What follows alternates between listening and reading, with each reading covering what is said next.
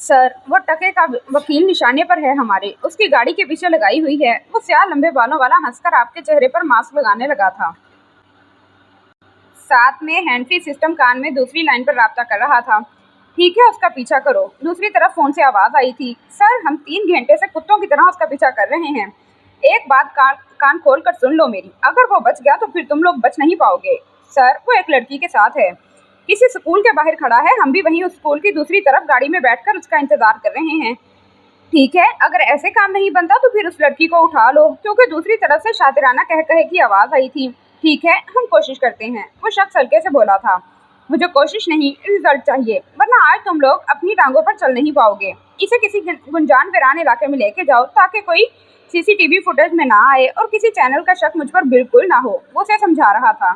अभी तो जो वक्त है ना बहुत मुनासिब है। उसके पीछे पीछे रहो, जैसे ही वो किसी गैर आबाद जगह पर आता है घेर लो उसे, मार कर लड़की को उठा लेना।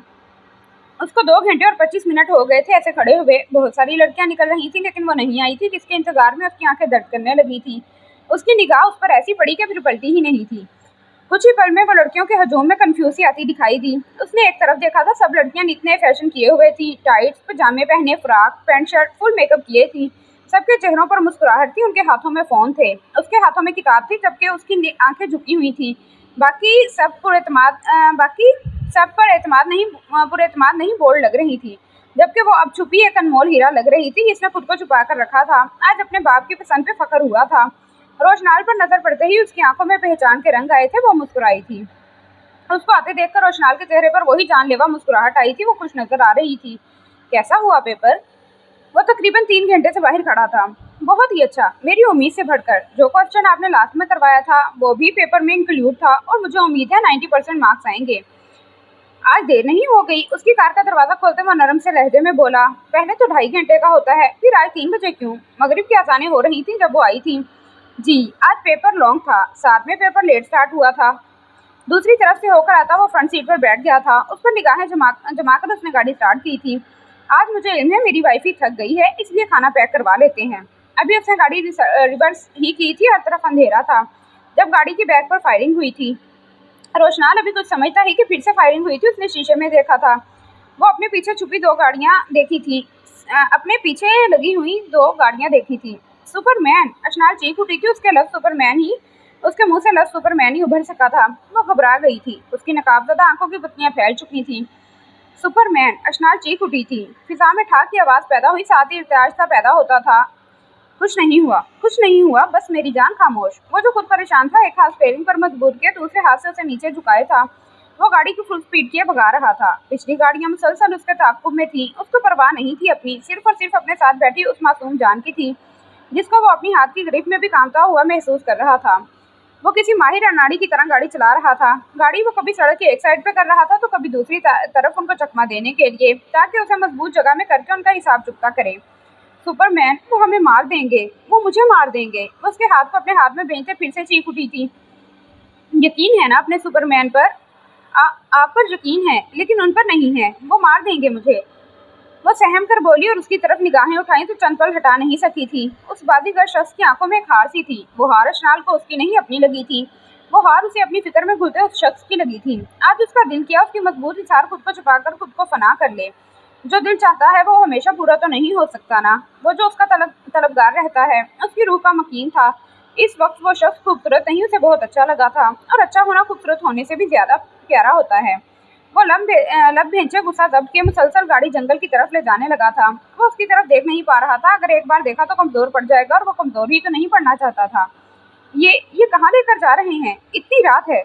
वो गाड़ी को वीराने में जाते देखते, जहाँ कोई रोशनी नहीं। रोशनाल ने गाड़ी की लाइट ऑफ की ताकि वो उसे घुमाता हुआ पहचान ना सके। वो उसे सेफ करके फिर जाना चाहता था, मगर अशनाल की हालत बता रही थी कि वो लड़की अभी किसी रिएक्शन की पोजीशन में थी।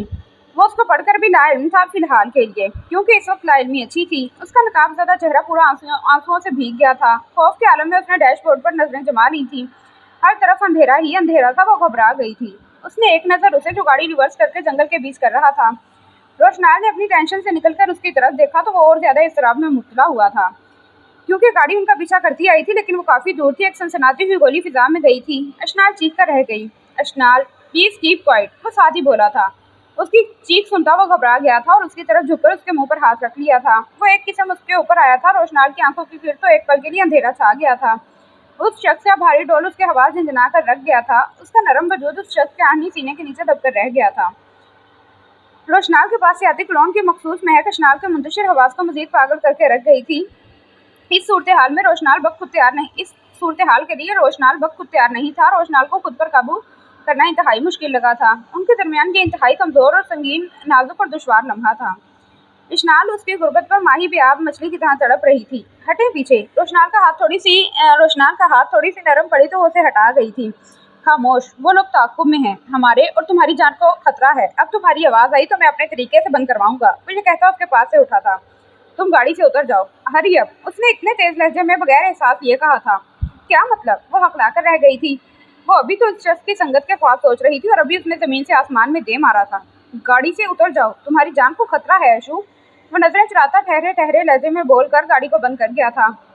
मैं अकेली उतरूं? आप किधर जाएंगे? वो बेयकीनियों की जद में गिरती बोली थी। हरी अब, मैं जो कह रहा हूँ वो करो, तुम्हारे सवालों का जवाब बाद में दे दूंगा। वो उसकी तरफ झुकता कार का दरवाज़ा खोलने लगा। मैं इतनी रात को इस तन्हा जंगल में बगैर लाइट के कैसे गुजारूंगी? पहले बताना था ना, मैं जनरेटर ले आता तुम्हारे लिए। वो अब की बार तंजिया मुखातिब हुआ था। मेरा वो मतलब नहीं था, लेकिन मैं कहीं नहीं जा रही आपको छोड़कर। अशनाल, जो मैं कह रहा हूँ वो जल्दी करो, मेरा जब्त मत आजमाओ। मैं आपको तन्हा छोड़कर नहीं जाऊंगी। अशनाल, प्लीज़ गाड़ी से उतर जाओ। मैंने कहा, मैं आपको छोड़कर नहीं जाऊंगी। आप मेरी सांसों में बस चुके हैं, मेरी रूह के हकदार बन चुके हैं। फिर मैं आपको मुश्किल में छोड़कर कैसे जा सकती हूँ?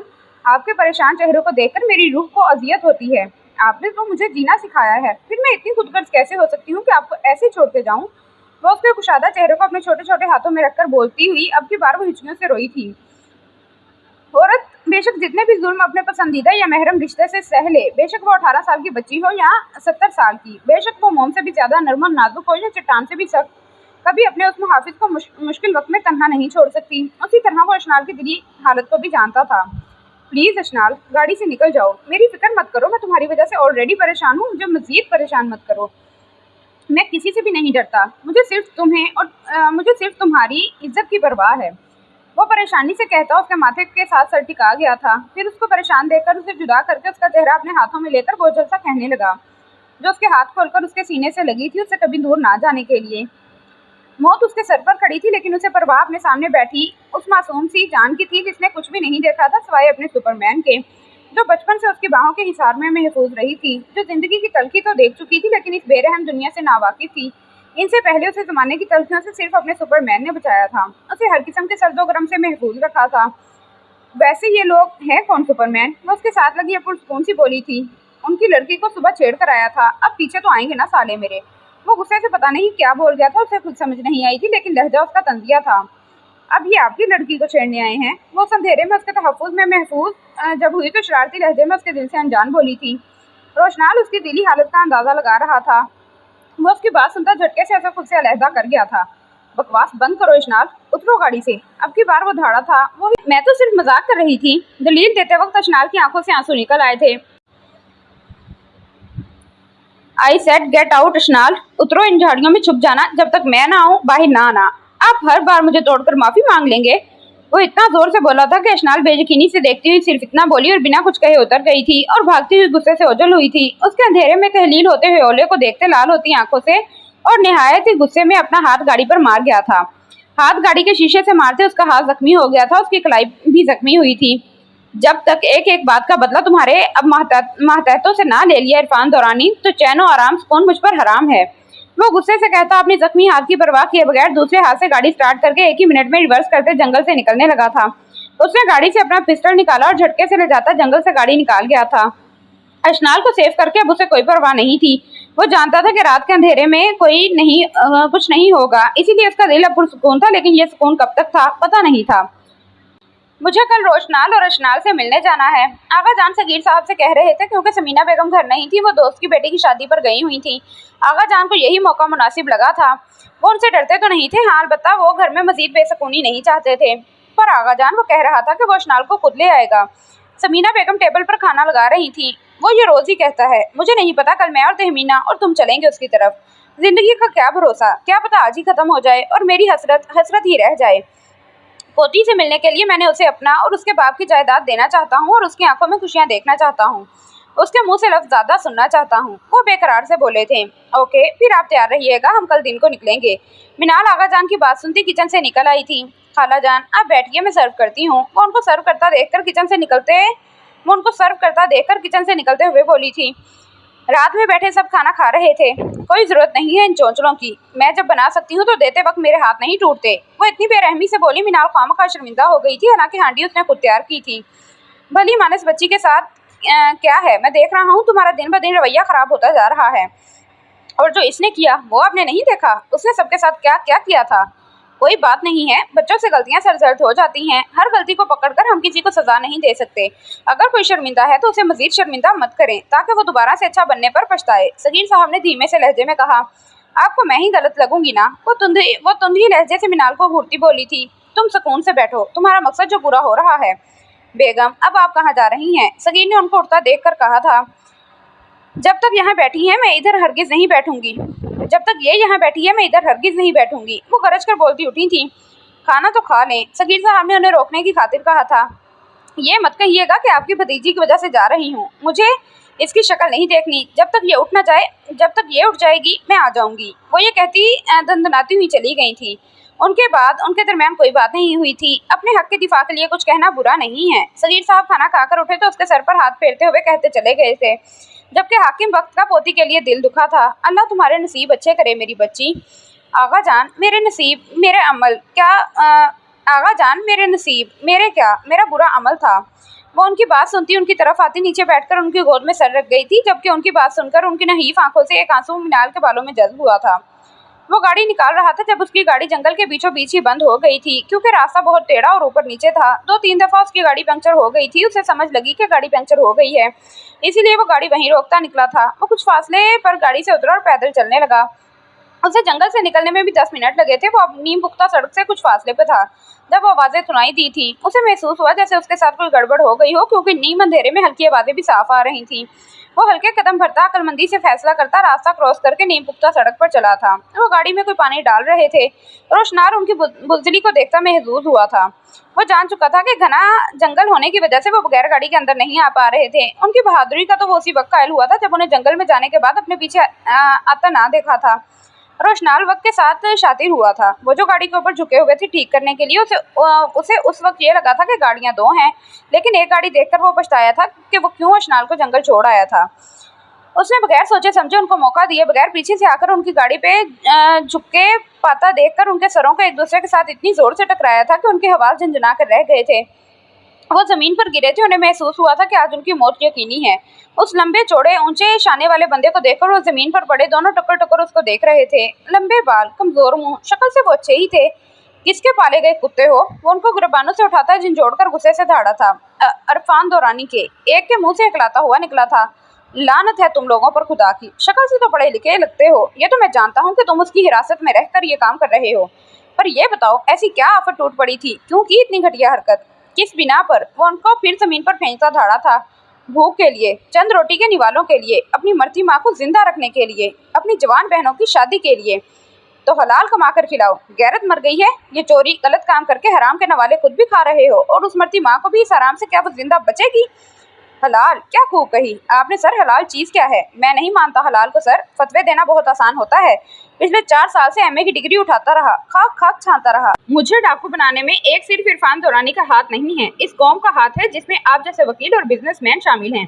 आप तो आसानी से गुंडे को बुरा भला कह देते हैं। क्या आपको ये ख्याल नहीं आया कि डाकुओं के सीने में भी दिल है, उनके एहसासात हैं? मैं इतना प्रोफेशनल गुंडा था सर कि जंगल में घुसकर आपको मार सकता था, या आपकी बीवी को किडनैप करके, पर नहीं। जब इस कॉलेज तक आपका पीछा किया था, आपकी बीवी को देखकर मुझे एहसास हुआ था कि मैं गलत कर रहा हूँ। मुझे पता है मुहाफिज क्या होता है, क्योंकि मैं भी एक बहन का भाई हूँ। गुंडा हूँ, डाकू हूँ, पर हूँ तो भाई ना। ऐसा नहीं कर सकता था। उसी वक्त कुछ देर पहले एक आवाज सुनी थी, एक चीख की। उसके बाद आपको मारने का हौसला ही नहीं पड़ा था। मैंने चोरी करते वक्त, गुंडागर्दी करते वक्त किसी औरत का पीछे कभी नहीं किया, लेकिन इस एक रोटी के एक नवाले ने डाकू बना दिया है। आज एक रोटी के नवाले ने ये हद भी पार की है। ये लें पिस्टल और आप अपनी गैरत के पीछे मार लें, क्योंकि मुझे पता है जिंदा तो आपने छोड़ना नहीं है सर, क्योंकि मसला आपकी गैरत का है। एक लड़का कांप रहा था तो दूसरा लड़का काफी पुरएतमाद लग रहा था। वो उसके पास आता पिस्टल उसे पकड़ाते हुए मुस्कुराता हुआ बोला था, सजाए रखते हैं जो हंसी पर चेहरे की किरण, ना जाने रूह में कितने शगाफ रखते हैं। रोशनाल ने पिस्टल उसके हाथ से ले लिया था। उसके चेहरे पर दर्द का एक जहां था। जो रोटी की खातिर ख्वार हो रहा था, उसे जिंदगी में फकीर तक भी फ्राडिया लगते थे। उसने बहुत से गरीब लोग देखे थे, लेकिन उनसे अलहदा लगा था। दुनियावी मिसाइल और उलझनों में घिरा हुआ, शिकवा जुबान का हर्फ तक नहीं, मुस्कुराहट से आंसू और अपने गमों को छुपाए रखता था। नाम क्या है? रोशनाल का दिल दुखा उनकी बातों पर। वो चंद लम्हे तो बोल नहीं सका था। मैं सरमत और ये साथ, उसने एक लफ्ज में कहा था और फिर खड़ा हुआ था। तो मिस्टर सरमत, आप अकाउंटेंट की जॉब कर लेंगे मेरे ऑफिस में, उसने हाथ पीछे बांध कर कहा था। इस वक्त मजाक का कोई वक्त नहीं है सर, वो भी यकीनी की कैफियत में घिरते आजरदा सा बोला था। कैसा मजाक? अगर इज्जत की नौकरी करनी है तो कल सुबह आ जाना, मैं लगवा दूंगा। सर सर आप बहुत अच्छे हैं, वो ये कहता फरते जज्बात से उसके गले लगा था। जब उसकी जेब में पड़ा मोबाइल थरथराने लगा था। फोन उठाओ, वो इरफान दुरानी का नंबर देखता गुस्से से खोल उठा था।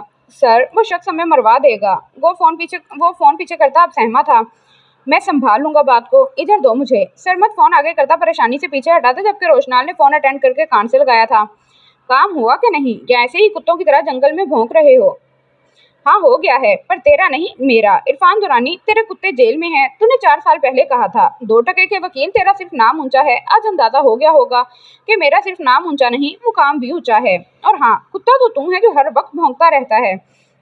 अभी पट्टा डाल ले इरफान दुरानी, तुम्हारा एक एक पल इसमें रिकॉर्ड है। वो आखिर केस में पता चलेगा कि जीत किसकी होती है। वो उसे उसी के लहजे में बोला था, क्योंकि बकौल उसकी इज्जत उनको देनी चाहिए जो इज्जत के काबिल होते हैं। वो फोन बंद करता उन्हें थमा गया था। भाई, आपकी अनायत एक तरफ और आपकी टक्कर एक तरफ। कसम से मुझे तो सही जालिम लगते हैं। मुझे लगता है लोहा खाते हैं। लोहा नहीं खाता, मैं हूँ ही लोहा। उसको देखकर उसमें मस्तियाँ करता हसनाल नजर आया था। उसने बहुत गुंडे देखे थे, लेकिन ये गुंडा बहुत मासूम था। सर आपका हाथ जख्मी है, कोई चीज़ लगा लें, उसने रोशनाल के हाथ को देखते फिक्रमंदी से कहा था। शिट, वो इस मामले को सेट करता इतना बिजी हुआ था कि उसे रोशनाल की याद ही नहीं आई थी। सर हम आपका इंतजार करें, सरमद ने धीमे लहजे में मुखातिब किया था। नहीं, तुम लोग चले जाओ, मैं खुद आ जाऊंगा। अब की बार रोशनाल ने रूखे से लहजे में कहा था और चल दिया था, जबकि वो दोनों इस पल बदलते बंदे को देखकर हैरान होते गाड़ी को ठीक करने लग पड़े थे। अशनाल, वो उस जगह तक भागता भागता पहुंचा था। उसने 2-3 दफा पुकारा था। उसकी आवाज ना पाकर वो तफ्शीश में मुब्तला हुआ था।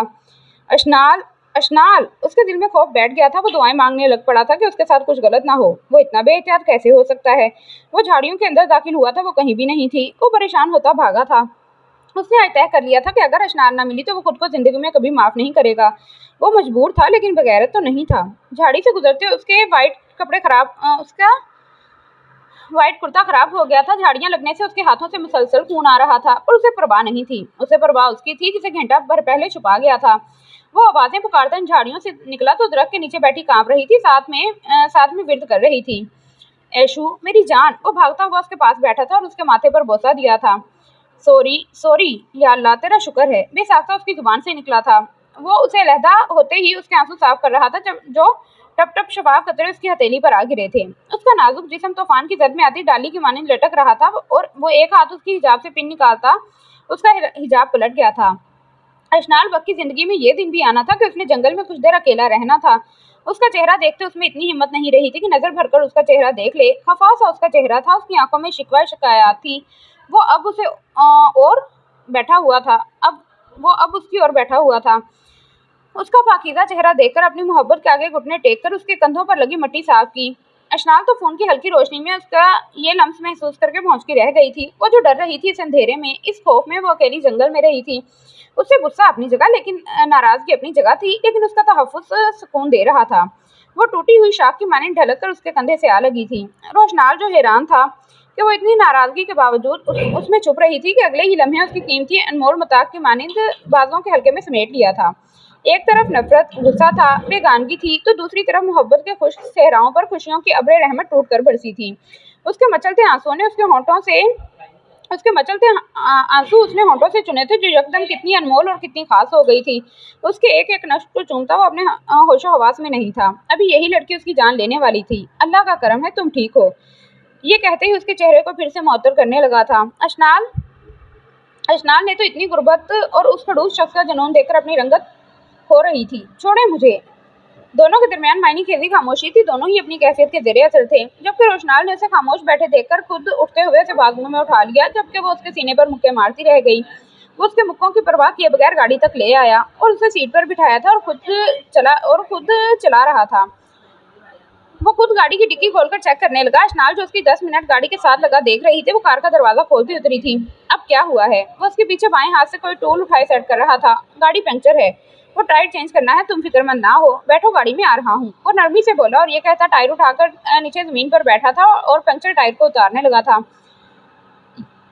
जब वो उसके पास जमीन पर आ बैठी थी। ये फोन पकड़ो और टॉर्च लगाओ, मैं तब तक टायर चेंज कर लूँ। वो उसे फोन पकड़ाता ये कहकर टायर लगाने लगा था।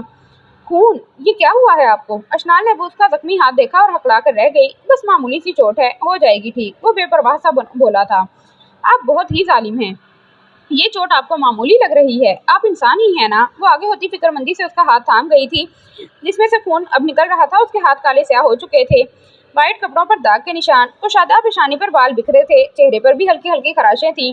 तो क्या करूं फिर? वो उसी अजली लापरवाही से बोलता उसे देखने लग पड़ा था। तो ड्रेसिंग करवा लें, और क्या करना है? ये तुम्हारा दिमाग पेपर देते वक्त निकल कर कहीं गिर तो नहीं गया था? अब इस वीरान जंगल में से डॉक्टर कहाँ से लाऊं? वो कफगी से कहता बरहम हुआ था। अल्लाह जी, वो सर पर हाथ रखती गहरी सांस खारिज करती हुई बोली थी। वेट करें 2 मिनट, मैं आपको बताती हूँ दिमाग किसका नहीं है। वो ये कहती मोबाइल हाथ में उठाए उठ खड़ी हुई और 2 मिनट बाद वापस आई थी। पहले हाथ धो लें। वो उसके पानी से हाथ धुलवाने लगी थी, जिससे खून और बहने लगा था। उसके हाथ देखकर अशनाल के हाथ पांव फूल गए थे। वो बगैर परवाह किए अपना हिजाब के दुपट्टा जल्दी से उतारकर उसके गिर्द बांध रही थी। रोशनाल जब तक समझता वो ये काम कर चुकी थी। वो अब बगैर दुपट्टे में थी। स्याह लंबे बाल जो उसने खुद ड्राई किए थे, वो अब कुछ गर्दन के साथ लग रहे थे और कुछ चेहरे पर आए हुए थे। चेहरा बेदाग होने की वजह से लाइट की हल्की रोशनी में उसको बगैर देखता वो मेस्मराइज हुआ था। उसका दिल इस हसीन पल में अटका था। तो इतना प्यारा कैसे हो सकता है? वो उसको देखकर सोचता रह गया था। वो कमजोर नफ्स का मालिक नहीं था, लेकिन ये लड़की बगैर दुपट्टे के कमजोर कर देती थी। दुपट्टा क्यों उतारा है? वो सख्त लहजे में बोला था। क्या मैं आपको इतनी बुरी लगती हूँ कि हर वक्त डांटते रहते हैं? वो पल पल बदलते इस धूप छाँव जैसे शख्स को देखकर वो हंसी हुई थी और उसको देखा वो उसी को देख रहा था। अशनाल शर्मीली सी मुस्कान लिए शर्माई थी और झुककर उसकी हथेली हाथ पर उसकी जख्मी हाथ पर पहली दफा लम्स छोड़ा था। पता है, ये हाथ मेरे सितमगर मुहाफिज के हैं, जो मुझे खुद तो परेशान रखता है लेकिन परेशानी में नहीं देख सकता। इन हाथों ने सिर्फ और सिर्फ मेरी वजह से परेशानी सही है। आप सिर्फ बुरे बनते हैं लेकिन बुरे हैं नहीं। ये बात उस वक्त मुझे पता चलती है जब आप मुझे डांट के खुद बेचैन होते हैं, और आप मुझे सिर्फ पर्दे पे डांट रहे हैं, जबकि मेरा पर्दा तो आप खुद हैं।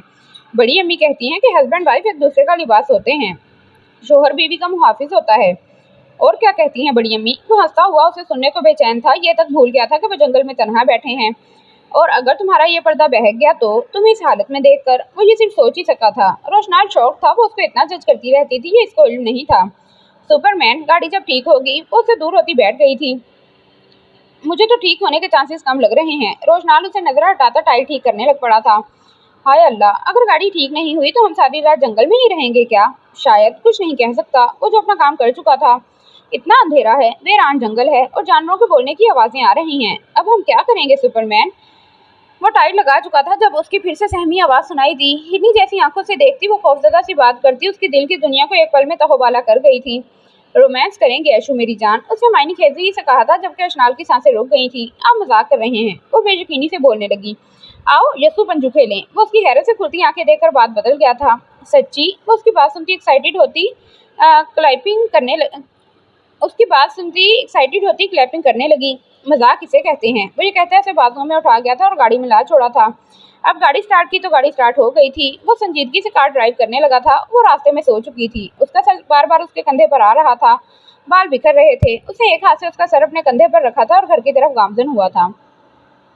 दिन गुजरते जा रहे थे। वो शख्स दिन ब दिन तलख होता जा रहा था और मिनाल उसकी तलखी सजा समझकर कबूल कर रही थी। वो तफसीर से कुरान पाक पढ़ रही थी। अभी वो ईशा के बाद नमाज पढ़कर 18वां पारा खत्म कर रही थी जब हसनाल रूम में आया था। अम्मी, बाबा, खाला, बाबा और आगाजान कहाँ हैं? अम्मी, बाबा और आगाजान, बहुत ही मजबूरी से उसने पूछा था, क्योंकि वो उससे बात करना पसंद नहीं करता था। घर में कोई अफराद ना देखकर उसे पूछा था। वो आगाजान, खाला और बड़े अब्बू तो सगीर ताया अशनाल और रोशनाल को लेने गए हैं। वो ये कहती बेड की चादर सेट करने लगी थी।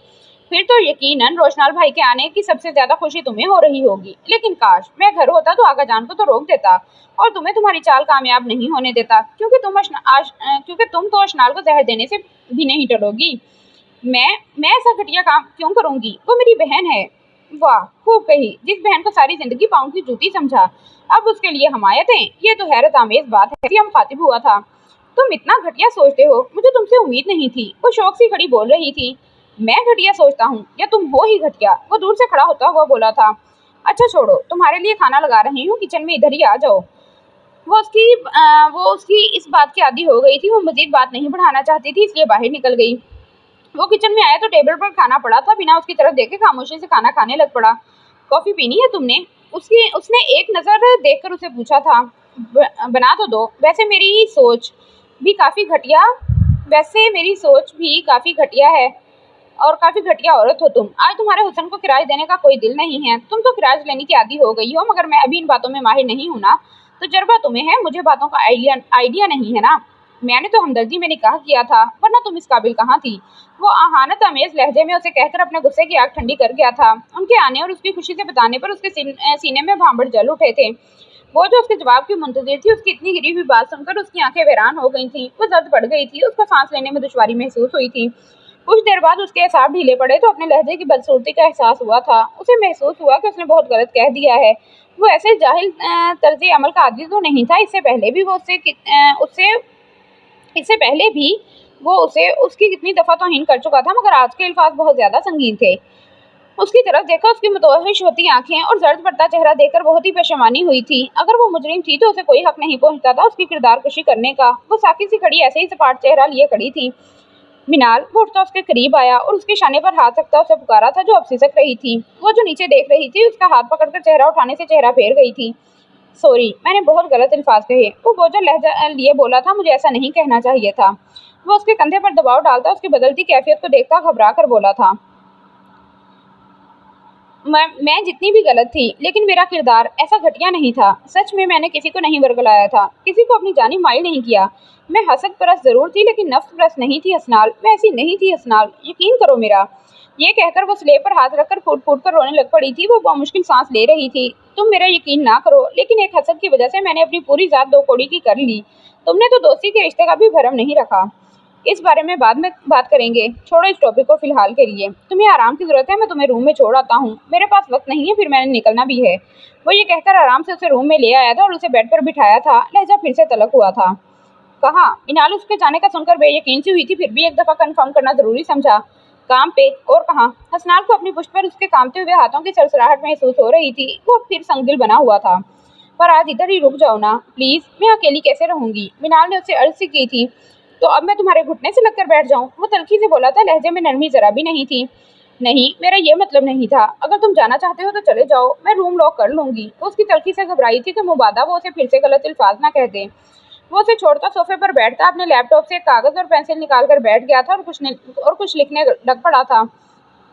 उसको देखते मिनाल की आंखें बार बार नम हो रही थीं। वो सोच रही थी कि उसे मोहब्बत ना सही हमदर्दी के रिश्ते में रुक जाए, लेकिन वो सिर्फ सोच ही सकती थी, क्योंकि वो नरम शख्स अब बिल्कुल बदल गया था, जो उसे माफ करने को तैयार ही नहीं था। मिनाल के दिल पर बोझ सा बना हुआ था। उसका दिल मतलाने लगा था।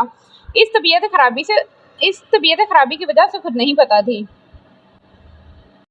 मिनाल, मैं जा रहा हूँ, डोर लॉक कर लो। हसनाल ने उसको दिल पे हाथ रखे झुके देखा था और उठ खड़ा हुआ। वो उसकी बात सुनकर अपने काम से दिल को संभालती बामुश्किल उठी थी। वो उसके पास से गुजरती ही थी कि दिल ने फरियाद की थी कि उस शख्स को ढीठ बनकर ही रोक लो, शायद वो रुक जाए। वो उसको बैग बंद करती देखकर उसके पास आई थी और उसकी पुष्ट पर बाजों का घेरा बनाए उसको सख्ती से पकड़कर खड़ी हो गई थी। उसकी तबीयत खराब हो रही थी। ऐसा लग रहा था कि उसके जिस्म से ताकत खत्म हो रही है। आंसू भी खुश खुश से आ रहे थे। मिनाल, क्या हुआ है? तुम ठीक तो हो ना? हसनाल जो बीवी था, उसके एकदम से साथ लगने से तफ्शीश में मुब्तला हुआ था।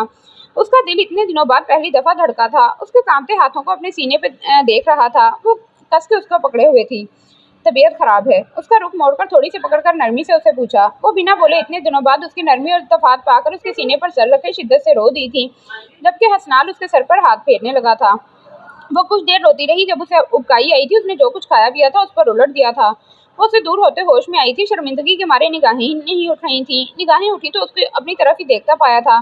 वो उसकी निगाहों के तासुरात को पहचान नहीं पा रही थी। सॉरी, मैंने जानबूझ के नहीं किया। मैं साफ कर देती हूँ। शर्ट दे दो मुझे। वो इस लम्हे को पछता रही थी जब उसने उसे रोका था। वो पिछले 3-4 दिनों से अपनी बदलती तबीयत के लिए परेशान थी। उसकी तबीयत गिरी गिरी सी थी, लेकिन वो सोच रही थी हसनाल तो उससे पहले ही खफा रहता है, अब उसके साथ क्या सलूक करेगा। हसनाल ने अपनी शर्ट पर एक निगाह डालते उसे देखा, जिसके लहजे से शर्मिंदगी टपक रही थी। वो उसकी निगाहों को झुके देखकर सांस फेरता बिना कुछ कहे उसे थामे बाथरूम चला आया था। अब हसनाल उसके साथ क्या सलूक करेगा? उसने जो जाना था वो अपने लेट होने पर उसके साथ खफा होगा, वो यही सोच रही थी। उसने अपनी शर्ट उतारकर साफ की, जिस पर मीनाल ने वॉमिट की थी। साबुन लगाकर अपना कुशादा सीना धोया था। हसनाल ने उसे बेसन के करीब खड़ा और उसका नमाज स्टाइल दुपट्टा खोला। उसे लगा कि शायद उसे कस के दुपट्टा करने से ऐसा हो रहा है। उसको फिर से उबकाई आई थी। उसकी जान आधी हो गई थी। उसे लगा जैसे उसकी आंखें बाहर को आने लगी हैं। वो मुंह धोती पीछे हटी थी जब हसनाल ने टॉवल लाकर हल्का सा गीला करके उसका चेहरा साफ किया था। वो गीला टॉवल करके उसके कपड़ों को भी साफ कर रहा था। इस वक्त उसके लहजे में ना कोई हकारत थी ना नफरत थी। उसको इस हालत में देखकर उल्टा उसकी तबीयत को देखता उसके दिल में एक इज़्तिराब सा जागा था। मीनाल हैरत की हदों को छूती उस सितमगर को शर्टलेस खड़े अपने लिए परेशान होता देख रही थी। क्या ये कुछ देर पहले वाला हसनाल वक्त है? कभी अपना सा लगता है, कभी पराया सा, कभी नरम सा, कभी सर्द सा, कभी ऐसा मेहरबान कि उसके लिए जान देने वाला, तो कभी ऐसा पत्थर दिल कि उसकी जान लेने पे आमादा। जब कभी पास होता तो ऐसे लगता जैसे इस सितमगर शख्स के अलावा दुनिया में कोई मेहरबान नहीं है। कभी ऐसा बेनियाज सा उसे लगता कि भरी दुनिया में अकेली हो। वो दुश्मन जहाँ उसका राजदां था, मगर अब तो उसकी जान का दुश्मन बना रहता था। मगर तब भी ये सामने खड़ा ये जालिम शख्स अपने जुल्म समेत अपनी जान से भी ज्यादा अजीज था। वो उस शख्स के लिए अपनी माँ की सितम सह जाती थी। वो मगरूर लड़की उस शख्स के जुल्म सह रही थी बिना कोई हरफ शिकायत जुबान पर लाए। वो मगरूर लड़की अपना तन मन उस पर वारने को तैयार हो गई थी, सिर्फ इसलिए कि उसे वो मोहब्बत की मर्ज में मुब्तला हुई थी। आज क्या खाया था? हसनाल जो उसको बगौर देख रहा था, उसके करीब आता उसे कमर से थाम गया था और नरमी से बोला और उसकी कमर पर नरमी से हाथ फेरने लगा। खाना ही खाया था। वो उसको शर्टलेस देखकर कांप रही थी। हसनाल, प्लीज दुपट्टा दो मुझे, वो उसकी तरफ देखकर कहती फिर से नजरें झुका गई थी। उसके सुनहरी बाल आगे पीछे बिखर गए थे। हसनाल तो उस हुस्न की देवी को देखकर मबहूत हुआ था। उसका हसीन सरापा देखकर हसनाल के दिल पर जमी गर्द उतर गई थी। वो बिना जवाब दिए उसको साथ लगाकर उसके नम बालों में हाथ फेरने लगा। उसके नरम से लम्स पर मीनाल को नींद सी आ गई थी। वो मुश्किल अपनी आंखों को खोलती उसके चेहरे को हाथों में थाम गई थी। प्लीज मुझसे बिल्कुल खफा मत होना हसनाल, मैंने जानबूझकर बिल्कुल ऐसा नहीं किया था। मेरी तबीयत सच में खराब थी। वो अभी तक शर्मिंदा थी। वो उसे देख रहा था। नींद में जाते हुए भी उसको उसकी नाराजगी की फिक्र थी। कैसे वो उसकी नफरत सहते सहते कमजोर सी हो गई थी। वो झुका और उसकी बंद आंखों पर लब रखे थे। मीनाल ने उसकी पुष्ट को सख्ती से पकड़ लिया था। वो नींद में जाते हुए भी उसका झुकाव महसूस कर सकती थी। उसके लंबे सुनहरी मगर बिखरे बालों से हसनाल को इश्क सा हुआ था जो उसकी पुष्ट पर बिखर से गए थे। वो इन लम्हों को महसूस करने लगा। उसके बालों से उठती शैम्पू की खुशबू उसको दीवाना कर रही थी। मीनाल उठो। अब की बार हसनाल ने उसका चेहरा थपथपाया था। उसकी आंखें बंद थी। हसनाल बक को वो इस्तराब का खुला शाहकार लगी थी। वो देखता रहता था जो हर रोज नया सूट पहनती थी, अब हफ्ता हफ्ता एक ही सूट में गुजार देती थी। वो उसे बगौर देखने लग पड़ा था। आंखों तले गहरे हल्के खुश्क पड़ते होंठ, मगर वो इस कदर मुकम्मल हुस्न रखती थी। इस मुरझाए हुए रूप के बावजूद भी उसके इर्द गिर्द पुरनूर सी सुनहरी अक्सर ज्यादा शुआएं महसूस हो रही थी। मैं तुम्हारे कपड़े लेके आता हूँ, तुम चेंज कर लो, तब तक दांत ब्रश कर लो। वो उसका चेहरा थपथपाता हुआ होले से बोला, जिससे वो आंखें खोल गई थी और उसको करीब देखकर वो होश में आई थी। दांत ब्रश कर लिए? वो उसे स्टूल पर बिठाकर उसके कपड़े लेने रूम में आया था और उसके कपड़े लेकर फिर से बात में आया और उसे पूछा था। उसने इस बात में सर ही लाया था। तुम शावर लेकर चेंज कर लो, मैं रूम में ही हूँ, बस आवाज दे देना मुझे। वो ये कहता डोर बाहर से लॉक करता निकल गया था। मीनाल उसको नजरों से ओझल होता देखकर हिम्मत करके उठी थी। 10-15 दिन बाद वो शॉवर लेकर वहीं बैठ गई थी। 10-15 मिनट बाद वो शॉवर लेकर वहीं बैठ गई थी। अपने हाथ में हिम्मत लाकर फ्रॉक की उल्टी सीधी डोरियां बंद की और दुपट्टा अपने गिल्ड फैला लिया था। उसकी हिम्मत नहीं हुई थी उसे पुकारने की। वो दीवार के साथ टेक लगाकर बैठी। उसे सर्दी सी महसूस होने लगी। वो दुपट्टा कवर करके बैठ गई थी। मीनाल, मीनाल, उसे लगा कि उसकी तबीयत खराब ना हो गई हो। वो जो बाहर पुरसुकून सा बैठा था, अंदर से आवाज ना पाता देखकर बात तक आया और नॉक किया था और फिर खुद ही खोला था। उसकी सोचों के ऐन मुताबिक वो टेक लगाए बैठी काम सी रही थी और दीवार के साथ सर टिकाए गनूदगी में जा रही थी। इधर क्यों बैठ गई हो पागल लड़की? मुझे आवाज लगा लेती तो मैं आ जाता ना। उसको कामता देखकर मुतफक्किर सा थोड़ा गुस्सा होकर ऊंचा बोला था, जिससे उसने आंखें खोली थी। मैंने कोशिश की थी लेकिन मुझमें इतनी हिम्मत ही नहीं थी। वो धीमे से लहजे में बोलती उसका दिल धड़का चुकी थी। उसे कामता देखकर नफी में सर हिलाते उसको बाजुओं में उठा गया था। मीनाल ने उसकी गर्दन में मुंह छुपाया था। अपने दोनों बाजू उसकी गर्दन के पीछे वो उसके सीने में सर टिका गई थी। उसको कामता देखकर उसे बेड पर बिठाने की कोशिश की, लेकिन वो तो जैसे उसके साथ चिमटी बैठी थी। मीनाल 2-3 दफा पुकारा लेकिन कोई जवाब नहीं आया था। उसे लगा वो जानबूझकर कर रही है, इसलिए झुककर उसे देखा था, लेकिन वो गहरी नींद में थी। कंफर्ट खींचकर उसके ऊपर ऐसे ही कर दिया था और साथ में खुद भी आधा कवर हो गया था। यार क्या मुसीबत है। अब वो उसे देखकर अब सच में झिंझलाया था। वो उसको साथ लगा देखकर गुस्सा हो रहा था जो उसका जब्त आजमा रही थी, ना उसे उठने दे रही थी ना लेटने।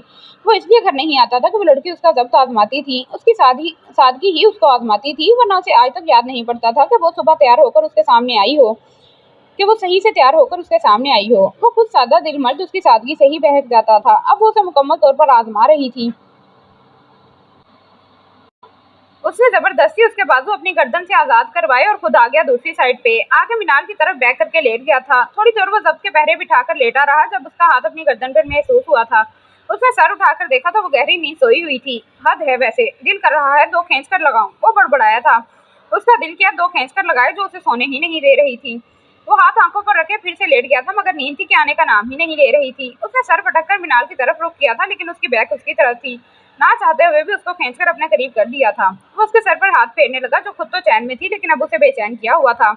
पता नहीं तुम्हें ऐसी कौन सी मकनातीसी कशिश है कि मैं ना चाहते हुए भी तुम्हारी तरफ खींचता चला जाता हूँ मीनार हाकिम वक्त। मैं जाने अनजाने में ही तुम्हारे शहर में गुम हो जाता हूँ। मैं मौका देना चाहता हूँ तुम्हें कि तुम अपनी बेगुनाही का यकीन दिलाओ मुझे। मैं तुम्हारे साथ ऐसा सलूक मैं तुम्हारे साथ ऐसा सलूक करना नहीं चाहता था। तुम इतनी बेमाया हरगिज नहीं हो मीनार हाकिम वक्त कि तुम्हारी तस्लील की जाए, और इस रूप में तो बिल्कुल भी नहीं। तुम हर रूप में काबिले इज्जत हो। मेरा ये दिल तुम्हारी असीरी का बहाना ढूंढता है। मैं चाहता हूँ कि तुम्हें एक मौका दूं। तुम मुझे एक बार दिलवाओ। वो उसके पुरस्कून चेहरे को देखता, उसके माथे पर उंगलियों से अपना नाम लिखता हुआ उसकी बंद आंखों को देखता बड़बड़ाया था। फिर तकरीबन 2 घंटे वो बहुत डिस्टर्ब रहा था, क्योंकि वो चेहरा कभी उसके बाजुओं पर रखती तो कभी उसके पुष्ट के साथ टिका लेती तो कभी उसके सीने में दे मारती। उसने सोच लिया कि वो सुबह सारे हिसाब बेबाक करेगा। वो ये सोचते सोचते नींद की वादियों में खोया था, उसे खुद भी ना पता चला था। सुपरमैन, सुपरमैन, उसने 2-3 दफा पुकारा था। वो कोई जवाब ना पाकर उसके रूम में आई थी, लेकिन वो यहाँ भी नहीं था। लगता है बाहर चले गए हैं। एक तो बताकर भी नहीं जाते, सिर्फ और सिर्फ मुझे तंग करने के लिए ऐसा करते हैं। मुझे क्या है, मैं तो अपने रूम में सोने जा रही हूँ। जब आएगा तो खुद ही खाना खा लेगा। वो बड़बड़ाती हुई अपने रूम में चली आई थी और डोर बंद करके बेड पे आके लेटी थी। जब लाइट ऑफ हुई थी, हाय अल्लाह, अब मैं बाहर कैसे जाऊंगी। वो अभी उठती ही कि उसे कदमों की चाप सुनाई दी। उसका दिल उछल कर हलक में आ गया। वो उठी थी भागने के लिए, जब किसी ने उसे बाजुओं से पकड़कर फिर से बेड पर पटका था। उसको लगा कि कमर टूट गई है। दर्द दर्द से उसके मुंह से सिसकी निकली थी। कौन हो तुम? उसकी हलक से आवाज ही खौफ के मारे फंसी फंसी सी निकली थी। उसे अपनी आवाज खोई खोई सी महसूस हुई थी। उसे अपनी इज्जत का भी खतरा महसूस हुआ था। बेबसी से उसकी आंखों से आंसू निकलने लगे थे। उस शख्स की गिरफ्त अपने बाजुओं पर हल्की देखकर उठकर भागती कि फिर से कलाई से खींचकर उस शख्स के ऊपर गिरी थी। मानूस से खुशबू महसूस करते जहां उसकी जान में जान आई थी, वहीं खफगी भी तर आई थी। वो उसके सीने में सर उसकी कमीज से ही वो उसके सीने पर सर रखती उसकी कमीज से ही अपना रोया रोया चेहरा साफ करने लगी। बहुत बहुत बुरे हैं आप, बहुत बड़े जालिम। कोई ऐसा करता है मासूम के साथ? आप बहुत पत्थर दिल हैं। सुपरमैन तो ऐसा नहीं होता। वो गंभीर, हम पत्थर ही सही मगर पारस जैसे, कि किसी रोज मिलो हमसे तुम्हें सोना कर दें। वो गंभीर लहजे में कहता उसकी नन्ही सी जान को हवा कर गया था। अब बताऊं, इस पारस के हाथों सोना होना चाहती हो? वो फिर से भारी आवाज में बोला था। वो उसे पत्थर कहकर पछताई थी। वो क्यों भूल जाती थी कि वो शख्स लाजवाब करने के लिए तो उसकी जिंदगी में आया था। आप मेरे रूम में क्या कर रहे थे? वो उसका ध्यान बटाने की खातिर ऊंची मगर नम आवाज में बोली थी। दरअसल तुम मेरे रूम में नहीं सो सकती। ये तय हुआ था कि तुम्हें मेरे रूम में सोने से मसला है कि मैं कहीं बहक न जाऊं, लेकिन मैं तुम्हारे रूम में तो सो सकता हूँ ना। ये तय तो नहीं हुआ था। वो शरीर से लहजे में बोला था। मगर आपको अपने बिस्तर के अलावा तो नींद ही नहीं आती। आप कैसे सोएंगे इधर? सच बताऊं या झूठ? वो उसे उठाता उसके गिर्द हिसार बांधता बोला था। सिर्फ सच। वो सिर्फ यही बोली जैसे झूठ सुनना उसे पसंद ना हो। तो सच ये है मेरी जान कि अब मुझे अपनी बीवी के बिना नींद नहीं आती। वो कमरा काट खाने को दौड़ता है। वो अनाओं का शहजादा ये तस्लीम कर रहा था कि उसके बगैर उसकी भी जिंदगी नहीं है। ना करें। वो उसके हसार में कोई कोई हैरत ज़्यादा सी बोली थी। हाँ करें। वो उसकी बात सुनता मुस्कुराता हुआ बोला था। आप कब से यहाँ थे और मेरे रूम में क्या कर रहे थे? वो उसे अलहदा होते जवाब तलब लहजे में बोली। मैंने तो इधर माउंट एवरेस्ट की चोटी सर करने का यूनिक सा प्लान बनाया था, लेकिन मुझे यहाँ अब बिल्कुल भी मुझे बिल्कुल भी इरादे नहीं लग रहे और कामयाबी के चांसेस बिल्कुल जीरो लग रहे हैं। लिहाजा आज सिगरेट ही फूंकूंगा। वो उसकी बात सुनती झट से अलहदा हुई थी। उसे मुंह जोर शख्स की बात सुनकर उसे अपने कानों से धुआं छूटता हुआ महसूस हुआ था। मेरे कमरे से निकल जाएं 1 मिनट के अंदर अंदर। ये ना हो कोई शायद दे मारूं आपके सर पर। वो उसकी मायने खैर बातों से पहले तो घबराई थी, लेकिन फिर जो मुंह में आया बोलती चली गई। ओके गुड नाइट, जा रहा हूँ मैं, लेकिन प्लीज अपनी तस्वीर तो कोई दे दो। उसने डोर के पास पहुंचकर लाइट ऑन की थी। और वो क्यों चाहिए आपको? जो उसकी इतनी जल्दी जाने पर हैरान हुई थी, उसकी फरमाइश पर हक्का बक्का रह गई थी। जाना ना सही, तस्वीरें जाना से ही दिल बहलाऊंगा, साथ में सिगरेट भी फूंक लूंगा। वो आजरदा सा कहता शेफ पे हाथ फेरते हुए उसको मजीद तपा गया था। वो मुड़ने लगा जब वो फिर वापस पलटा था। अच्छा बात सुनो, यस्सु पंजू खेलोगी? एक्चुअली मैं आया तो यस्सु पंजू खेलने ही था। वो उसकी दिल की बात कह रहा था। आप झूठ कह रहे हैं। वो अपनी हैरत को छुपाती संजीदगी से बोली थी। उसकी हिरनी जैसी आंखें खुलकर बड़ी हो गई थी। उसे लगा वो मजाक कर रहा है। वो इतना बड़ा बिजनेस टाइकून उसे छोटे से खेल के लिए इस छोटे से खेल के लिए उसके पास आया था। वाकई मुकामे हैरत था। नहीं बिल्कुल सच। अगर नहीं यकीन आ रहा तो आजमा लो यार। तुम हैरान तो ऐसे हो रही हो जैसे मैं अजनबी हूँ और तुमसे मुखातिब हूँ। हैरत की बात तो होगी ना। अब इतने बड़े वकील और बिजनेस टाइकून होकर मुझ जैसे अदना लड़की के साथ यस्सु पंजू खेलने का कह रहे हैं। वो दिल की बात आखिरकार मुंह पर ले ही आई थी। बीवी के सामने तो बड़े बड़े सूरमा हार जाते हैं, उसके कदमों में बैठ जाते हैं। मैं तो अदना सा वकील हूँ। वो ये कहकर हल्का सा मुस्कुराया। अशनाल को अपने दिल की धड़कनें कानों में सुनाई देने लगी थी। खेलोगी ना मेरे साथ? खेलने से पहले शर्त यह है कि जो हारा जीतने वाला शख्स उसकी सजा का तयन करेगा। मंजूर है, अशनाल ने मुस्कुराकर कहा था, क्योंकि वो भी खड़ूस शख्स के साथ इतने महीनों बाद एडवेंचर करना चाहती थी। आज ही तो वो उसे बदला बदला लग रहा था। चलो ठीक है, इधर आओ। वो धीमी चाल चलता बेड पर बैठा था और हाथ से पकड़कर उसे अपने पास बिठाया था। स्टार्ट करें। वो उसके हाथों को थामे मजबूती से बोला। अशनाल एक नजर उसके मजबूत हाथों में दबे हाथों को देखती रही और उसे फखर सा हुआ था। उसने उसके हाथ को हवा में उछालकर बेड पर रखा था। उसने गिना तो पहले 2-3 मरतबा ऐसे ही गई थी, क्योंकि वो सिर्फ 2 थे। लेकिन फिर पहले अशनाल जीती थी। उसकी खुशी दीदनी थी। अब सजा मुकर्रर करो मेरी जानम। वो उसको खुश देखकर उसके चेहरे पर कोसों खुदा के रंगों को देखते धीरे से बोला था। आप सीट स्टैंड करें सुपरमैन। वो होशियारी से बोली थी।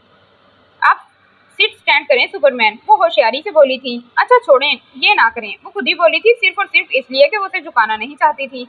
क्यों ना करूं? अब तो मैं करूंगा। वो जिद्दी सा हुआ। मैं तो पनिशमेंट देता हूँ, वो भी सख्त सी, इसीलिए मुझे सजा देनी है तो दो। इसी तरह तो खेल का मजा आता है। सच? अगर मैं हारी तो आप मुझे पनिश करेंगे? मारेंगे भी? वो बेयकीनी की कैफियत में गिरती हुई बोली थी। हाँ सच, मैं तो कोई रियायत नहीं देता। मेरी सजा तो सख्त होगी। वो अपनी मुस्कुराहट दबाता सख्ती से कहने लगा। चले ठीक है, आप मुझे पनिश दे दीजिएगा, लेकिन मैं आपको पनिश नहीं दे सकती। वो संजीदगी से बोली। उसने फिर से हाथ किया था तो इस दफा रोशनाल ही जीता था और उसके जीतने पर ही अपने दोनों हाथों को बांध गई थी। रोशनाल बगौर अपने सामने बंधे उसके कांपते हाथों को देखने लगा, जिसके होंठ भी कांप रहे थे। उस प्यारी को देखता वो उसके बंधे हाथों को देखता हाथ ऊंचे किया था। रोशनाल को लगा वो अब मारने लगा है। खड़ूस, उसके मुंह से बड़बड़ाहट में यही निकला था। रोशनाल ने हाथ बढ़ाकर उसकी कमर के पीछे हाथ ले जाकर अपनी तरफ खींचा। उसके जोर से अपनी तरफ खींचने से उसका दुपट्टा सर से उतर गया था। वो 2 मिनट में उसका हुलिया बिगाड़ चुका था। मेरी पनिशमेंट शायद तुम्हें पसंद नहीं आई। वो उसके बिखरे बाल सेट करता गंभीर से लहजे में बोला था। अशनाल का तनफ्फुस बिगड़ा था। वो उससे पीछे होते झुककर सांस ले रही थी। वो थोड़ी सी नॉर्मल हुई थी जब वो उसकी तरफ दोबारा आने लगा। वो फुर्ती से बाहर भागने लगी थी। छोड़े मुझे, आप बहुत गंदे इंसान हैं। मैं तो आपको डिसेंट ही समझती थी, मगर मुझे नहीं पता था आप इतने ठरकी निकलेंगे। वो भरपूर मज़ाहमत कर रही थी। बेगम, अब आपको बताएंगे कि असल ठरकी होना किसे कहते हैं। आपने हमें हल्के में लिया हुआ था। तो उसके बालों से कैचर निकाल कर छुपाते शरीर से लहजे में बोला था। अशनाल की समझ में नहीं आया कि वो उसे कैसे काबू करे। सबर करो जंगली बिल्ली। वो जो उसके शहर में खोया हुआ था कि अचानक डोर की बेल हुई। जब डोर बेल की आवाज मुसलसल होती रही, वो जल्दी से पीछे हटता उसके सर पर दुपट्टा करा गया था। रिलैक्स यार, लगता है फुरकान है। वो उसके माथे पर लब रखता फिर से संजीदगी के खोल में सिमटता बाहर निकला था। उसने दरवाजा खोला तो सामने खड़ी हस्तियों को देखकर साकित रह गया। आप? इस वक्त? वो सोच नहीं सकता था कि इतनी रात को वो इधर आएंगे। उसने तो अभी इश्नाल को इत्मीनान में ही नहीं लिया था। आप लोग? इस वक्त वो मुतफक्किर और परेशान सा खड़ा उन्हें देख रहा था। अस्सलाम वालेकुम शेर जवान। वालेकुम अस्सलाम शेर जवान। सगीर साहब ने आगे होकर बहुत ही गर्मजोशी से गले से लगाया था। प्लीज आप अंदर आ जाएं, रात काफी हो गई है। इतनी रात को मुनासिब नहीं लगता कि आप बाहर खड़े रहें। वो डोर से हटकर उन्हें रास्ता दे गया था। वो डोर बंद करके वापस पलटा तो आगा जान को अपने पीछे खड़ा पाया था। इतना खफा हो गया है कि मेरी तरफ देख ही नहीं रहा। उसने उनकी तरफ देखा जो लाठी उठाए कमजोर और नहीफ सा शिकवा कर रहे थे। वो बिना कुछ कहे पीछे मुड़ता अनार की फसील को खत्म करता हुआ बहुत ही गर्मजोशी से उनके गले लगा था। और आगाजान की तो आंखों से तो आंसू पानियों की तरह निकलने लगा था। वो उनके साथ लगा उनकी पुश्त को सहलाता दिलासा दे रहा था। आगाजान, आप मुझे ठीक नहीं लग रहे, मेरे साथ आए। उन्हें थामे लाउंज के सोफा पर ले आया था। उनके हाथ कांप रहे थे। आप आने से पहले मुझे कंफर्म तो कर देते, मैं खुद आपको लेने आ जाता। वो आगाजान के साथ उनकी थकन को देखता माँ बाप से शिकवा ज़दा लहजे में बोला। दरअसल आज हमारा सारा दिन बाजार में गुजरा है, तो इसलिए आते आते देर हो गई थी। मेरी बेटी कहाँ है? नजर नहीं आ रही। कहीं सो तो नहीं गई? वो इर्द गिर्द निगाहें दौड़ाती बेताबी से बोलने लगी थी। ओ सॉरी, मैं आपकी बेटी को बुला के लाता हूँ। वो मुस्कुराकर कहता अशनाल के रूम में आया था। अशनाल, अशनाल, उसने पुकारा, लेकिन वो रूम में थी। बात से पानी गिरने की आवाज आ रही थी।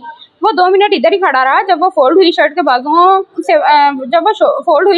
के साथ बाहर निकली थी, वो शायद वजू करके आई थी। रोशनाल को पता चल गया था कि वो इन लोगों की मौजूदगी से लाइल्म है। ऐशू, इधर आओ, बात सुनो मेरी। उसने ठहरे और मोहतात लहजे में उसे पुकारा था।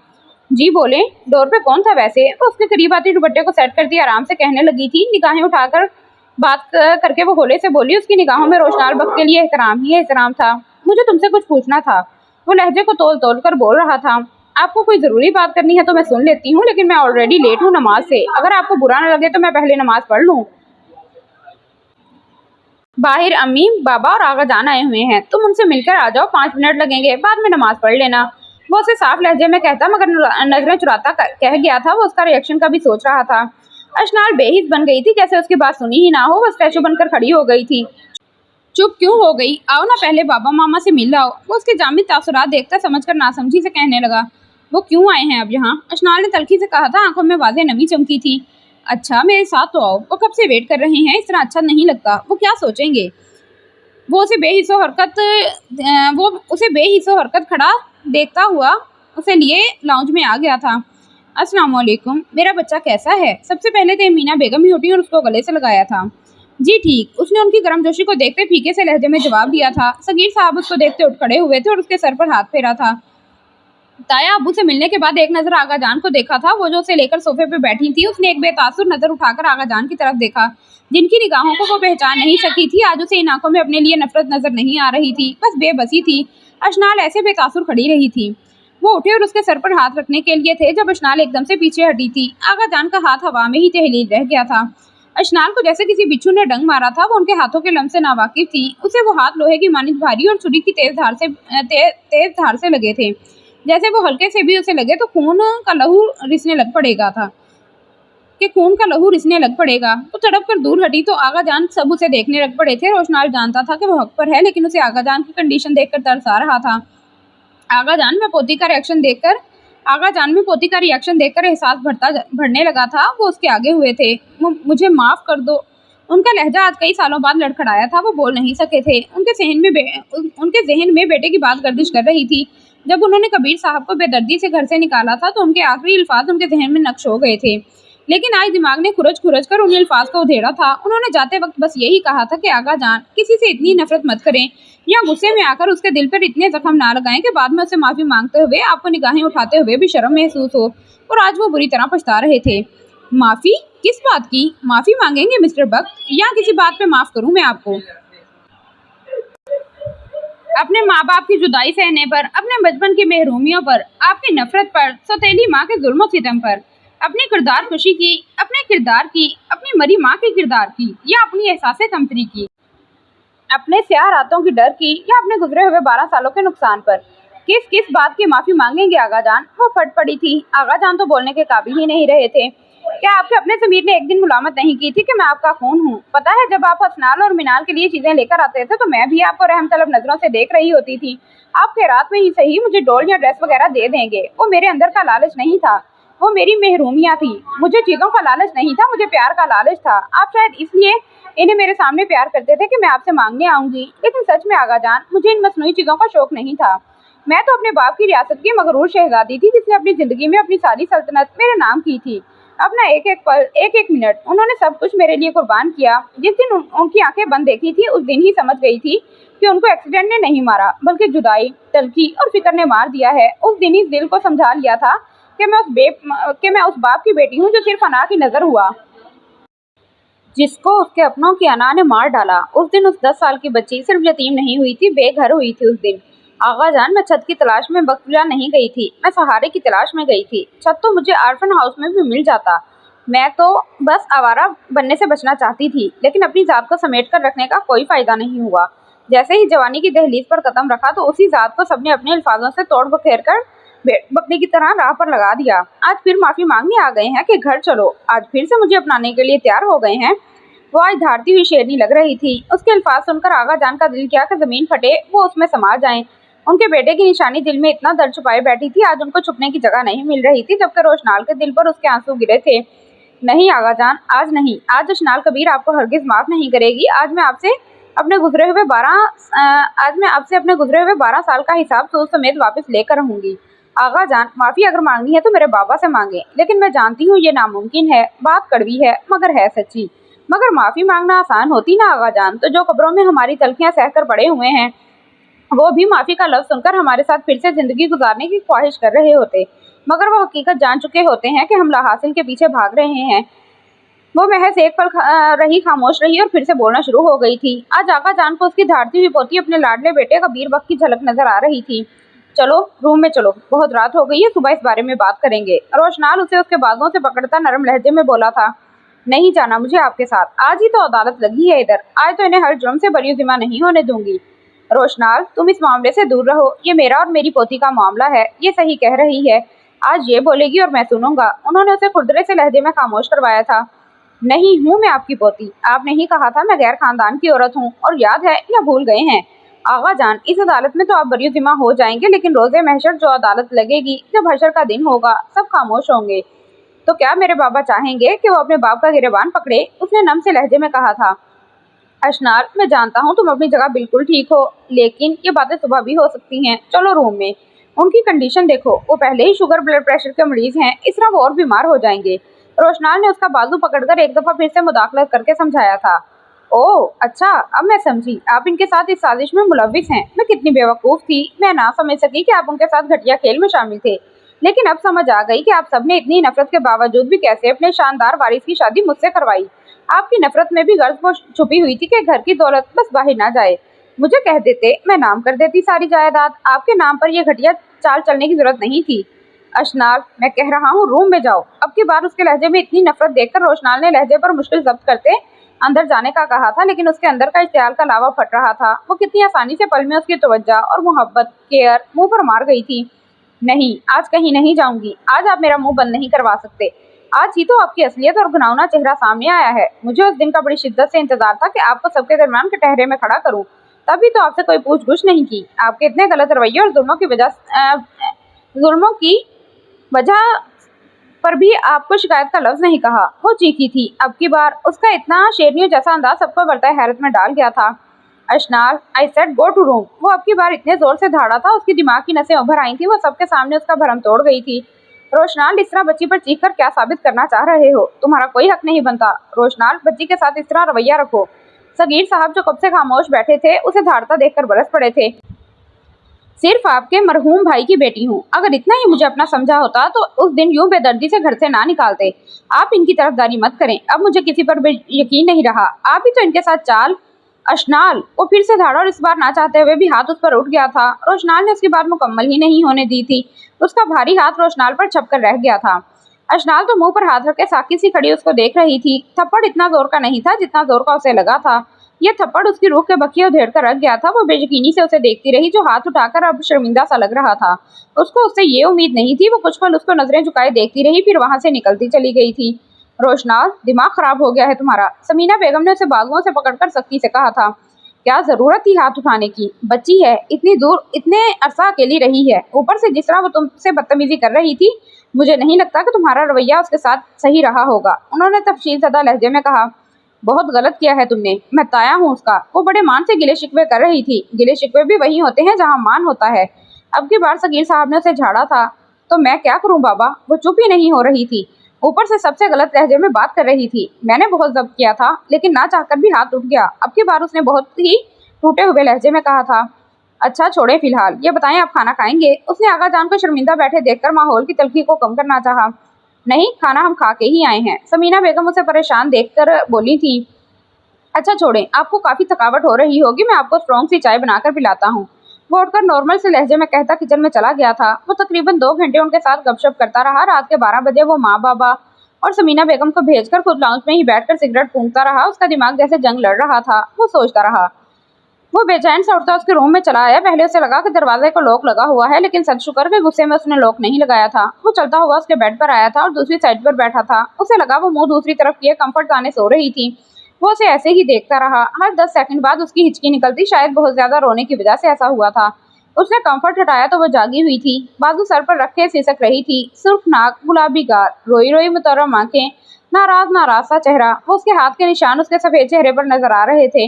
लब कपकपा रहे थे। उसे वो बेसाख्ता रोते उस पर बेतहाशा प्यार आया था और खुद पर बेतहाशा गुस्सा। वो उसके करीब बैठने से गुस्से से उसका हाथ झटकती कंफर्ट मजीद अपने ऊपर तान चुकी थी। ऐशू, बात सुनो मेरी। वो उसका कंफर्ट फिर से हटाकर कहने लगा, लहजे में नरमी थी। प्लीज आप अपने रूम में जाएं, मुझे अकेला छोड़ दें। वो फिर से नाराजगी से कहते कंफर्ट बाजुओं में जोर से भेंचे चीखी थी। ओके, आई एम सॉरी यार, मैं जा रहा हूँ। I am extremely sorry. ना चाहते हुए भी हाथ उठ गया था। ये एहसान मेरे ऊपर मत करें। मार धाड़ करके फिर से सॉरी करने आ जाते हैं। वो कंफर्ट उतारती, जोर से फेंकती, उसका गिरेबान हाथों में थामती रोशनाल को साकित कर गई थी। बहुत कुछ होने के बाद मुझे याद आया कि मेरी भी कोई सेल्फ रिस्पेक्ट थी, पर अफसोस मुझे देर से याद आया, जब मैं टूट कर खिलौना बन चुकी हूँ। वो उसके जकड़े दूसरी दफा रूप दिखा रही थी। आज वो उसको कुछ भी नहीं कह रहा था। उसका गिरेबान हाथों में थामे चिल्ला रही थी। वो वाहिद थी जिसे वो कुछ भी नहीं कह रहा था, मगर जो उसकी तरफ हाथ भी ऊंचा करता वो उसे जहन्नुम वासिल कर देता था। आज अशनाल बक के हाथ उसके गिरेबान पर गए थे, लेकिन उसने कुछ भी नहीं किया था, क्योंकि वो उसकी रगों में उतर गई थी। उसे महबूब तरीन हो गई थी, और महबूब के फिर दिए गए जख्म भी मरहम लगते हैं, फिर चाहे वो कांटों पर घसीटे या जहर दे। और वो इसका इश्क बन गई थी। उसकी हर सजा उसे कबूल थी। आज वो उस पर हाथ उठाकर पछता रहा था।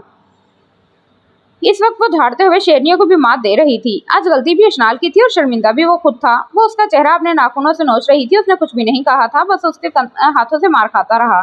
उसे पता था वो दिल की भड़ास निकाल रही है। वो उसके हाथों से मार खाता, वो उसके सीने पर मुक्के बरसाती रही। आखिरकार थक कर वो पीछे हटने लगी जब रोशनाल ने उसे अपने साथ लगा लिया था। छोड़े मुझे, वो उससे खुद को छुड़वाने लगी थी। छुड़वा सकती हो तो छुड़वा लो, रोशनाल ने जैसे चैलेंज किया था।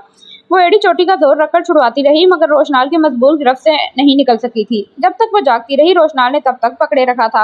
आखिर थक हार कर उसके कंधे पर सर रखे बेबसी से आंसू निकालने लगी कि शायद वो उसका रोना देखकर छोड़ दे, मगर वो भी अपने नाम का एक था। उसे तरस नहीं आया था। जब तक वो सो गई तब तक उसकी गिरफ्त में मजबूत रही।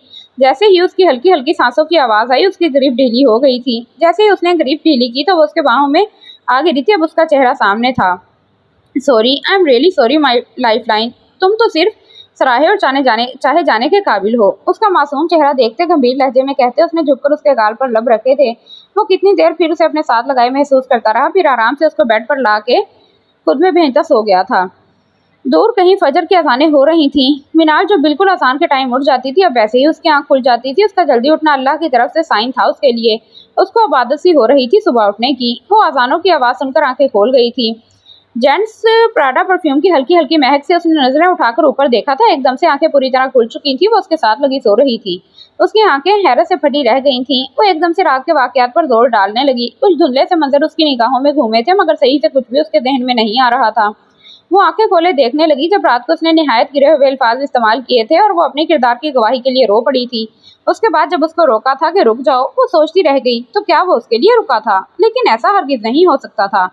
अगर वो सिर्फ हमदर्दी में रुक भी गया था, तो वो तो उसका भरपूर तावान अदा करवाएगा। उसकी पीठ से अपने हाथ बांधे देखकर वो एकदम से अपना हाथ हटा गई थी। हसनाल वक्त गहरी नींद में था। वो बेसाख्ता से उसको देखे गई, जो नींद में बिल्कुल सादा दिल और मासूम मेहरबान सा फरिश्ता लग रहा था।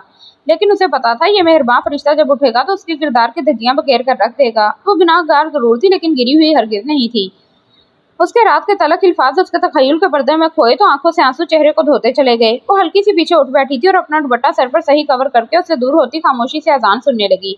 एक पुरलुत्फ सा एहसास उसके इर्द गिर्द बिखरा था, जहाँ रग रग में सुकून उतरा था। जब अजान खत्म हुई तो उसे पहले कलमा पड़ा और दुआ भी सरगोशी में की थी।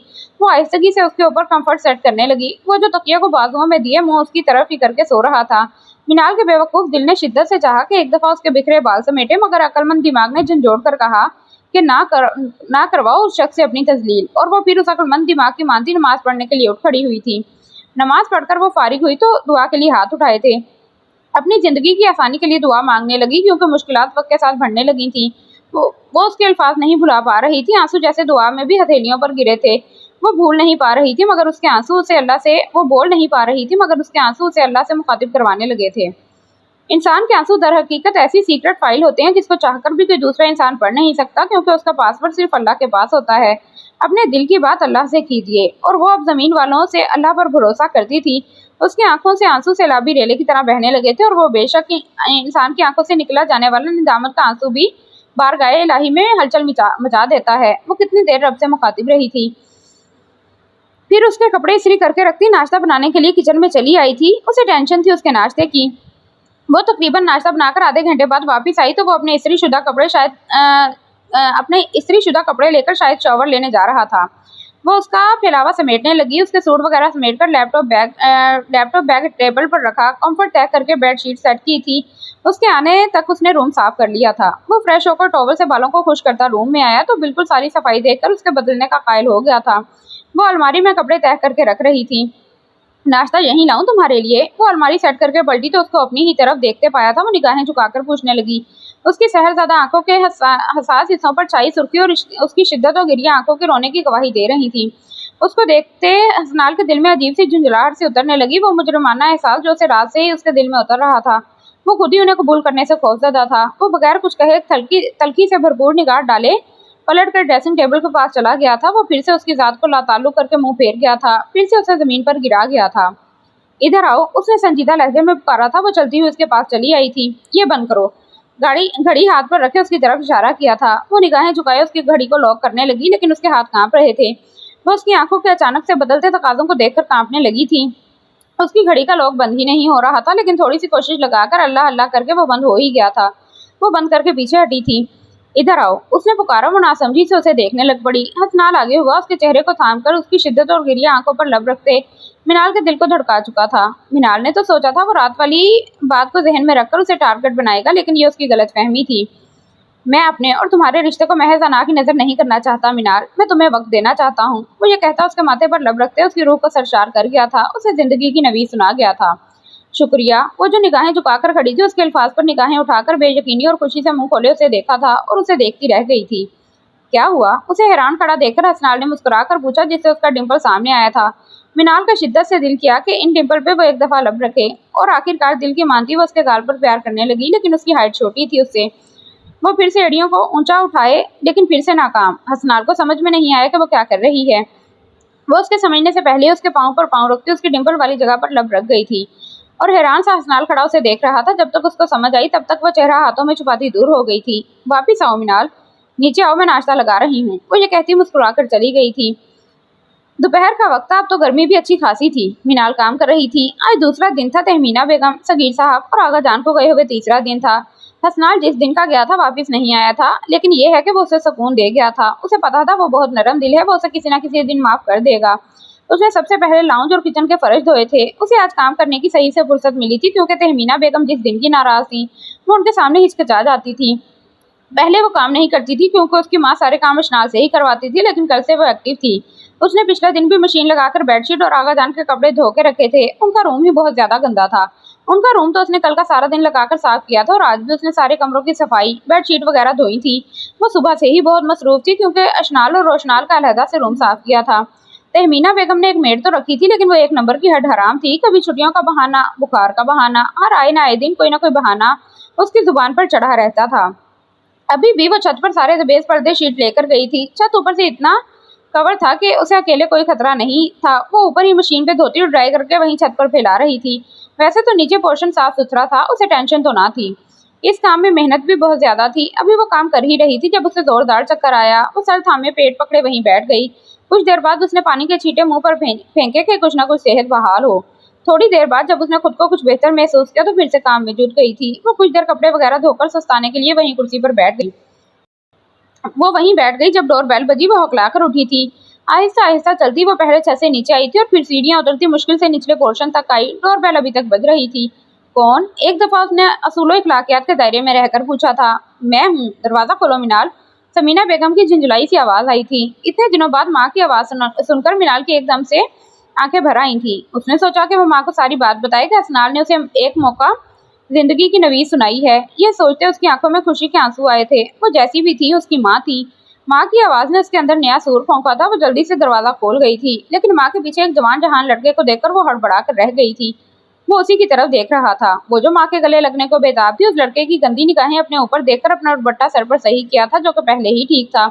उसको अपनी तरफ देखते उसने चेहरा गैर इरादी तौर पर दुपट्टे से ढांपा था और आंखों में इतनी सख्ती रखकर घूरा कि उसके माथे पर बल पड़ गए थे। वो लड़का उसकी चुपती नजरों से गड़बड़ा कर रह गया था। अच्छा बेटा, आप जाओ, बहुत बहुत शुक्रिया आपका। बेटी के इतने अजीब तासुरात देखकर समीना बेगम ने दरवाजे पर खड़े होकर खुश इखलाक सा होकर कहा, और जुबान के साथ आंखों ही आंखों में उसे इशारा दिया था। वो दरवाजा बंद करके पलटी तो मिनाल कहीं नहीं थी। वो सीढ़ियां चढ़ती हुई ऊपर आई। उसे लाउंज के सोफा पर कवर चढ़ाते देखा। घर में कोई भी नहीं था। ये तुम काम क्यों कर रही हो और सब नजर नहीं आ रहे? वो कहाँ गए? वो साड़ी का पल्लू संभालते तफसील ज़्यादा लहजे में पूछने लगी थी। वो अशनाल और रोशनाल को लेने गए हुए हैं और मेरा घर है, मैं ही काम करूंगी। मिनाल ने एक नजर माँ की तरफ देखकर कहा, जो गोल्डन और ब्लू साड़ी में सही तैयार लग रही थी और उनके चेहरे के रंग एकदम से बदले थे। वो ये कहती बिल्कुल नए रूप में उन्हें हैरान कर गई थी, हालांकि वो काम बिल्कुल भी नहीं करती थी। अच्छा, तो ये चाल थी उनकी। मेरे निकलने के बाद उस बुड्ढे को आराम नहीं आया और पोती का प्यार फिर से जाग उठा। और वो देखो ना, मेरी बहन भी शुरू से ही मीसनी है, हर वक्त उसका प्यार इस मनहूस कलमुही के लिए उमड़ उमड़ कर आता है। पर ये जो भी करे ना, कोई फायदा नहीं। अब जो मैं करूंगी वो ये सारी जिंदगी याद रखेंगे। देखती हूँ मैं वो कैसे इस घर में आती है। वो चटांग भर की लड़की अब मेरा मुकाबला करेगी। मैंने उस कलमुही को जिंदा छोड़ा तो वो इधर रहेगी ना। वो ये सुनते होशो हवास में नहीं रही थी और उस पर बरस पड़ी थी। अम्मी, आप ऐसा कुछ नहीं करेंगी और ना ही मैं आपको ऐसा कुछ करने दूंगी। वो जिस कुशन पर कवर लगा रही थी वो वहीं फेंकती माँ के बाजू थामते चीखते हुए कहने लगी, देखती हूँ कैसे रोकती हो मुझे। समीना बेगम ने उसे झटके से बालों चढ़ाकर गुस्से से कहते हुए अंदर चली गई थी। पीछे से वो जल्दी से कमरे में आई और असनाल के नंबर पर कॉल करने लगी, लेकिन उसका नंबर बंद था। और मिनाल जानती थी वो काम के दौरान मोबाइल पावर ऑफ रखता था। उसने आगा जान को कॉल की, लेकिन उन्होंने भी अटेंड नहीं किया। आखिरकार तंग आकर उसने गुस्से और बेबसी से मोबाइल नीचे फेंका और वहीं नीचे बैठकर फूट फूट कर रोने लगी थी।